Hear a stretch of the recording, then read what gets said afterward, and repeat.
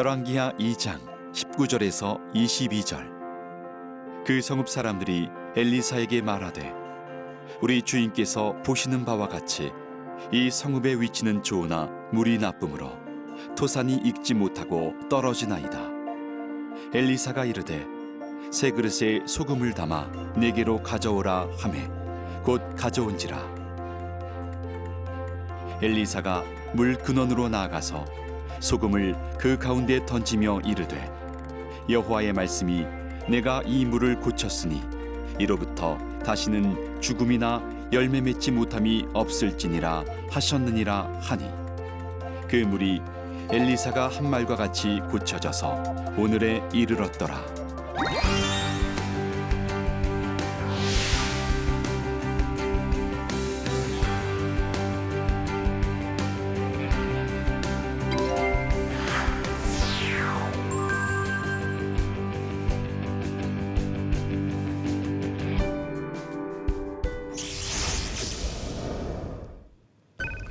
안녕하십니까. 서울신대 구약학 명예교수 권혁승입니다. 오늘 여러분들과 함께 네 번째 강의 엘리사의 사역 첫 번째 내용인데 여리고의 쓴물을 치유한 사건을 중심으로 함께 살펴보겠습니다. 오늘의 포인트입니다. 첫째는 엘리사 시대 때 하나님의 기적이 집중적으로 일어났는데 그 이유가 무엇인지. 두 번째, 엘리사가 여호람 왕에게 끼친 영향이 있습니다. 그런데 동시에 한계도 가지고 있습니다. 그래서 이 영향과 한계가 무엇인지 함께 살펴보겠습니다. 세 번째는 엘리사가 적어도 13가지 이상의 기적을 행했는데 그 중에 첫 번째에 속하는 여리고의 쓴물을 단물로 바꿔주는 기적을 일으킵니다. 그럴 때 이 여리고의 쓴물을 단물로 바꾸는 데에서 엘리사는 무엇으로 그 일을 행했는지 함께 살펴보려고 합니다. 엘리사가 행한 기적의 특징들을 좀 살펴보겠습니다. 성경 역사상 세 차례의 기적의 시대가 있었습니다. 여러분 잘 아시는 내용일 것입니다. 첫 번째는 모세와 여호수아 시대입니다. 두 번째는 엘리야와 엘리사 시대, 지금 다루고 있는 이 시대입니다. 세 번째는 예수님과 제자들, 복음서와 사도행전에 이 기적의 역사가 집중적으로 기록이 됩니다. 이 세 시대에 기적이 집중되었는데 그 이유가 무엇일까? 그것을 이해하기 위해서는 먼저 기적이 뭔가를 우리가 바르게 이해해야 됩니다.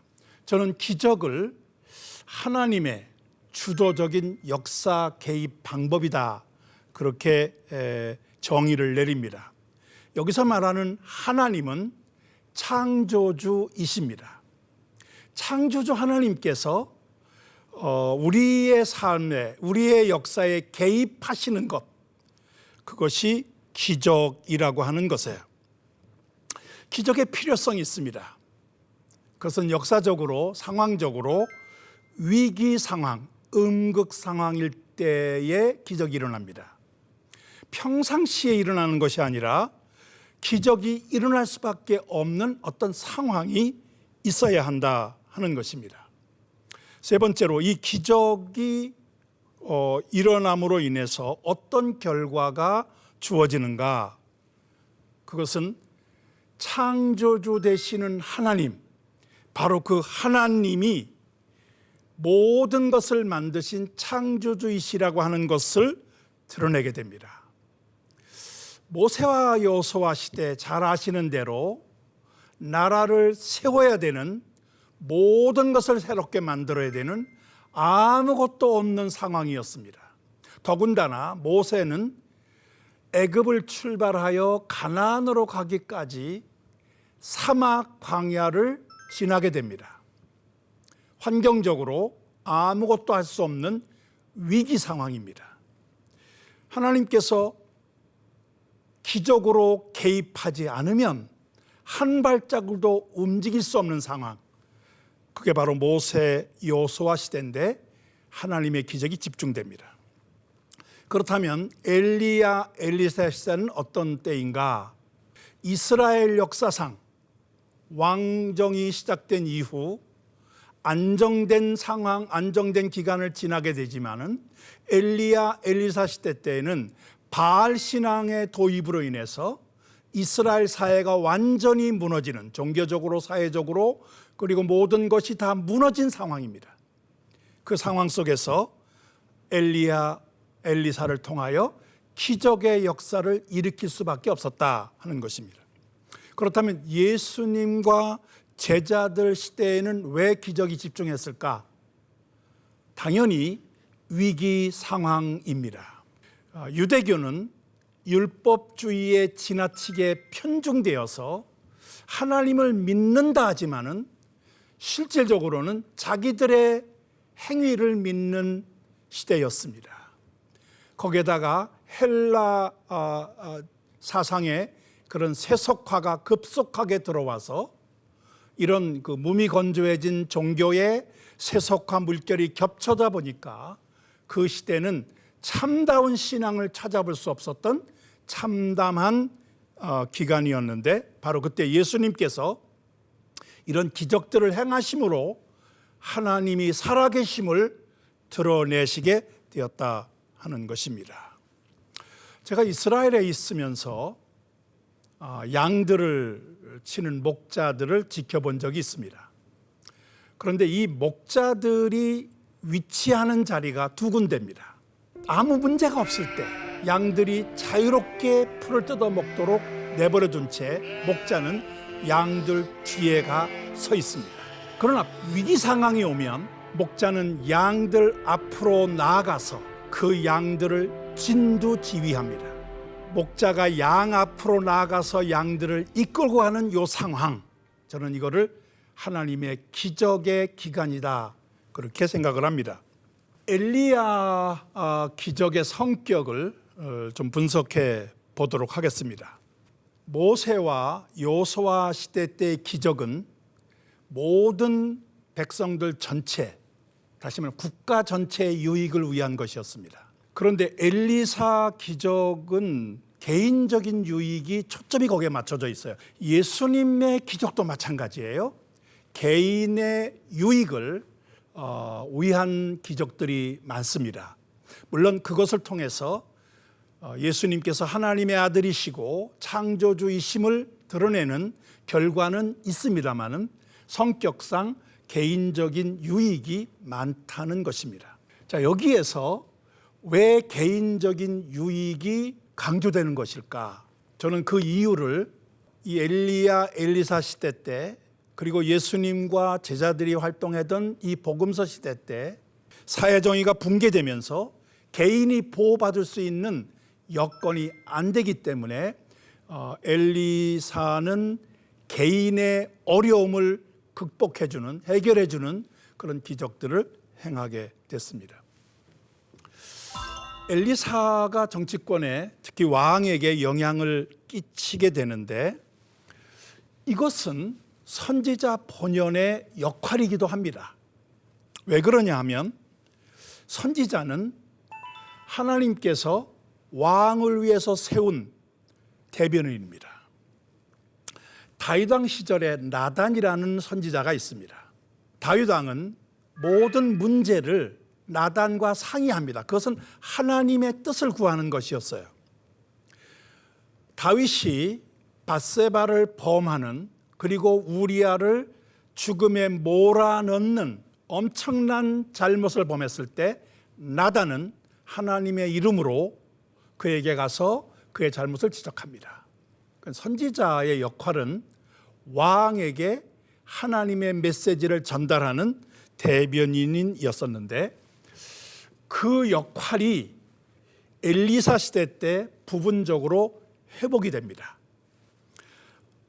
엘리야는 아합과의 싸움 때문에 왕과 겨루는 관계였지 왕에게 하나님 말씀을 전달하는 그런 순기능적인 선지자 역할은 거의 하지 못했는데 엘리사 시대 때 와서 그런 기능이 회복되었다 하는 것입니다. 엘리사가 보여준 정치적 영향력 몇 가지 예를 소개해 드린다면은 모압 왕과 연합군 성격의 이스라엘, 유다, 에돔이 전쟁을 벌립니다.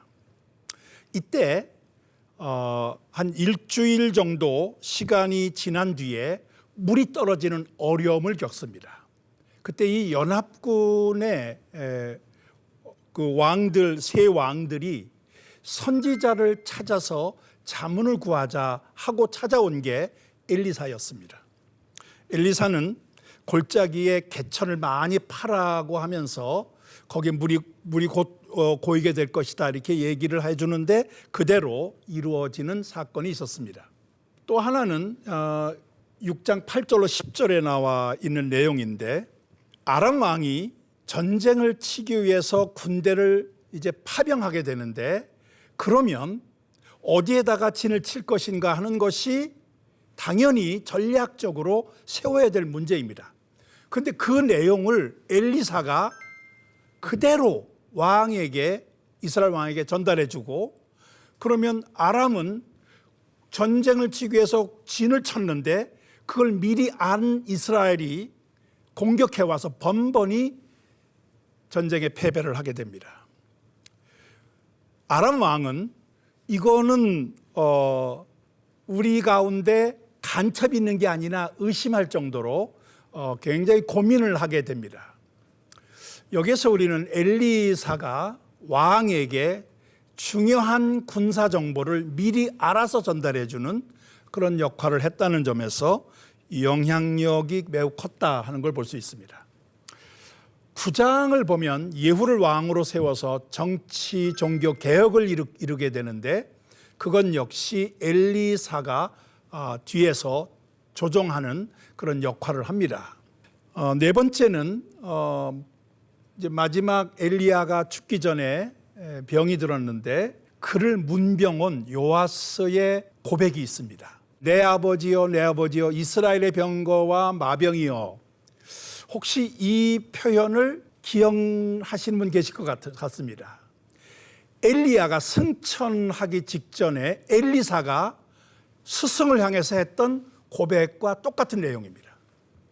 그런데 이 요아스 왕이 똑같은 고백을 합니다. 엘리사를 향해서 내 아버지여, 그리고 이스라엘의 병거와 마병이여. 다시 말하면 이스라엘을 지켜주는 자였다는 것이죠. 그만큼 엘리사의 역할이 컸다는 것을 증명해주는 고백이기도 합니다. 이런 내용을 통해서 봤을 때 엘리사가 매우 큰 정치적 영향력을 끼쳤다 하는 것을 볼 수 있겠습니다.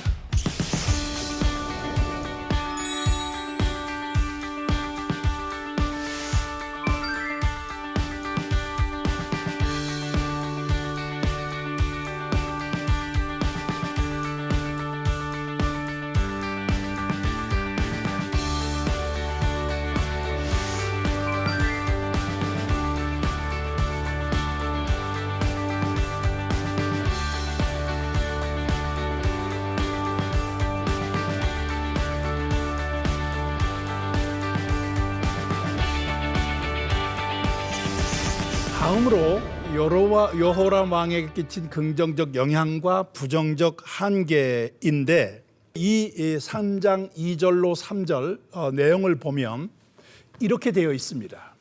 그가 여호와 보시기에 악을 행하였으나 여전히 악을 행합니다. 그러나 그의 부모와 같이 하지는 아니하였으니 뭔가 차별이 있다는 것이죠. 그거는 그가 그의 아버지 아합이 만든 바알의 주상을 없이 하였습니다. 매우 긍정적인 평가를 합니다. 이런 영향을 어디서 받았을까? 엘리사가 끼친 영향이라고 보여집니다. 그러나 3절에 보면 그가 느밧의 아들 여로보암이 이스라엘에게 범하게 한 그 죄를 따라 행하고 떠나지 아니하였더라. 영향을 받았지만 여전히 한계를 가지고 있었다. 여기서 말하는 여로보암의 죄가 뭘까?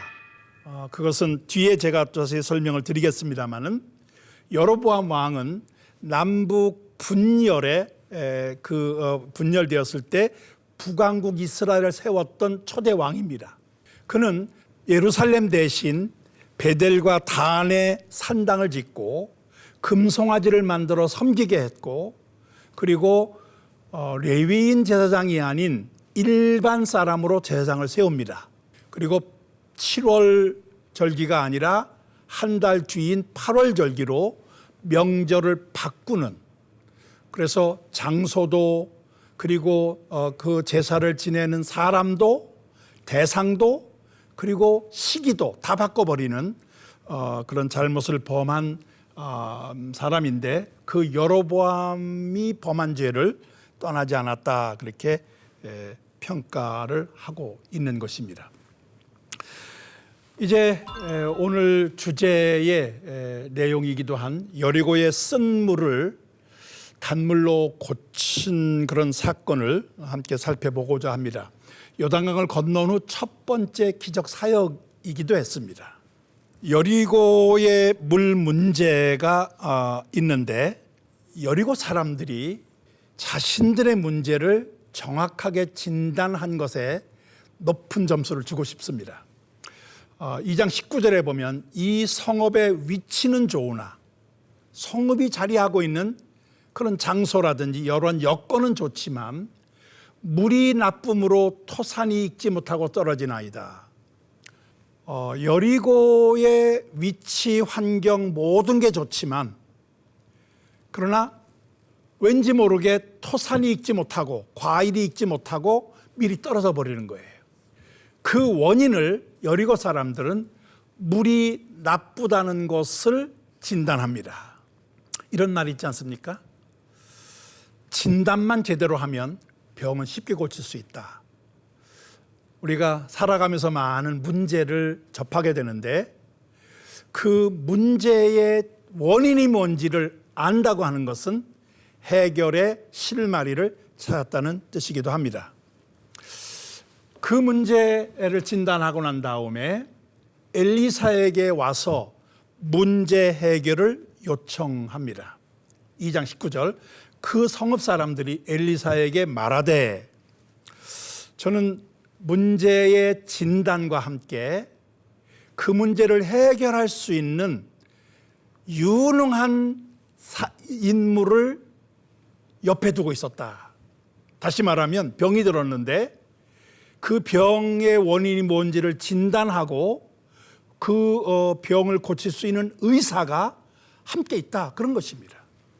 문제 해결을 이제 엘리사가 나서서 해줍니다. 2장 20절에 보면 엘리사가 이렇게 말합니다. 새 그릇에 소금을 담아 내게로 가져오라 하매 곧 가져온지라. 그러면서 물 근원으로 나아가서 소금을 그 가운데 던짐에 이르되, 여호와의 말씀이 이 물을 고쳤으니 이제부터 다시는 죽음이나 열매 맺지 못함이 없을지니라 하셨느니라. 소금을 새 그릇에 담아다가 그 물 근원에 뿌리면서 하나님의 말씀을 선포한 것입니다. 저는 이 엘리사가 여리고의 쓴 물을 고치는 이 기적의 사건을 소금과 말씀으로 이루었다는 것에 주목하고 싶습니다. 소금과 하나님 말씀에 공통점이 있어요. 그것은 가장 소중한 것이면서 변질되지 않는다는 것입니다. 소금도 변질되지 않죠. 오히려 변질되는 것을 막아주는 방부제 역할을 합니다. 하나님 말씀도 소금처럼 그런 우리가 썩는 것을 막아주는, 그래서 변질되지 않는 것이다. 성경은 하나님의 말씀이 치유의 능력을 가지고 있다고 우리에게 소개를 하고 있습니다. 첫째는 수술용 칼입니다. 하나님의 말씀은 살아있고 활력이 있어 좌우에 날선 어떤 것보다도 예리하여 혼과 영과 및 관절과 골수를 찔러 쪼개기까지 하며 또 마음의 생각과 뜻을 판단하느니라. 여기에서 하나님 말씀을 소개하는 것을 보면 이거는 수술용 칼과 같습니다. 좌우에 날쌘 겁니다. 그래서 우리의 육체뿐 아니라 영혼, 심지어 우리의 마음의 생각과 뜻까지도 분별하는, 그래서 그것을 파고 들어가서 잘못된 것을 끌어내고 수술할 수 있는 능력이 있다는 말씀. 두 번째 말씀은 말라기 4장 2절에 나와 있는 치료하는 광선입니다. 내 이름을 경외하는 너에게는 공의로운 해가 떠올라서 치료하는 광선을 비추리니 너희가 나아가서 외양간에서 나온 송아지같이 뛰리라. 여기에 치료하는 광선, 요즘에 레이저 광선으로 치료를 한다는 얘기가 있기도 합니다. 하나님의 말씀은 우리를 치료하는 광선이다. 출애굽기 15장 26절에 보면 치료하시는 여호와신데 여기도 하나님의 말씀이 강조되어 있습니다. 너희가 너희 하나님 나 여호와의 말을 들어 순종하고 내가 보기에 의를 행하며 내 계명에 귀를 기울이며 내 모든 규례를 지키면, 하나님의 말씀에 집중하면 내가 애굽에게 내린 모든 질병 중에 하나도 너에게 내리지 아니하리니 나는 너희를 치료하는 여호와라. 하나님의 말씀은 치료하는 칼이면서 치료하는 광선이고 치료하는 말씀이심을 분명하게 우리에게 보여주고 있습니다.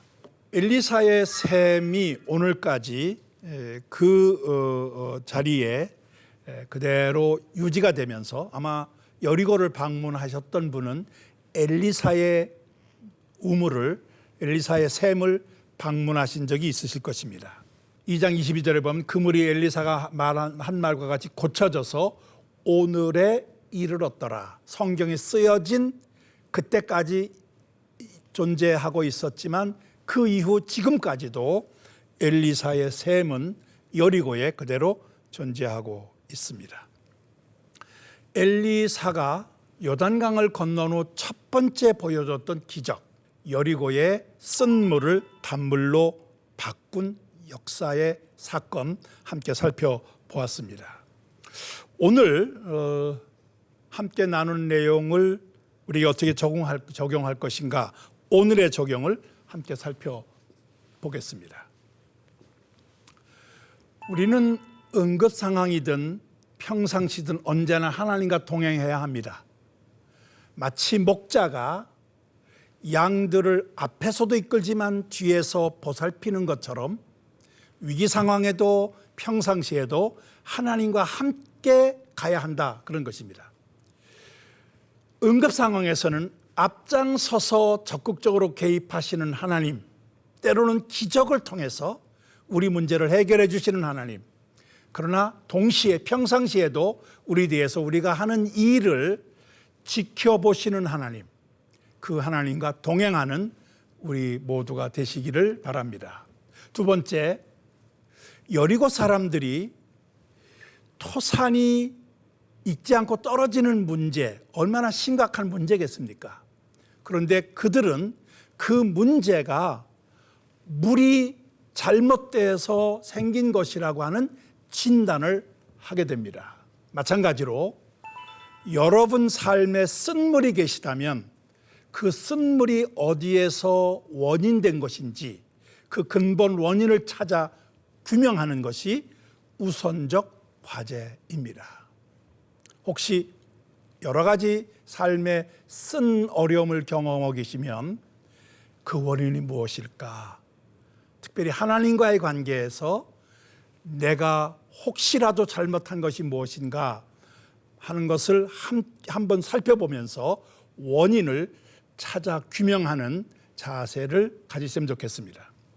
세 번째로, 하나님의 말씀은 우리의 문제를 근본적으로 치료해 주는 하나님의 능력이다. 하나님의 말씀이 치유의 그 자체가 되신다. 그래서 우리는 하나님의 말씀으로 치유하기 전에 우리 자신이 잘못된 원인이 뭔가를 규명하는 이런 하나님 안에서의 지혜로운 삶의 여정들이 되시기를 기대하고 또 그렇게 축복을 합니다. 다음 시간에는 엘리사의 사역 가운데 두 번째 내용을 함께 살펴보려고 합니다. 특별히 아람과의 전쟁을 많이 치르게 되는데 그때 두 전쟁을 함께 살펴보면서 이 두 전쟁을 통해서 하나님이 역사하셨던 것을 어떻게 우리가 정리할 수 있을까? 하나님 기적에 대한 새로운 관점을 나누도록 하겠습니다. 감사합니다.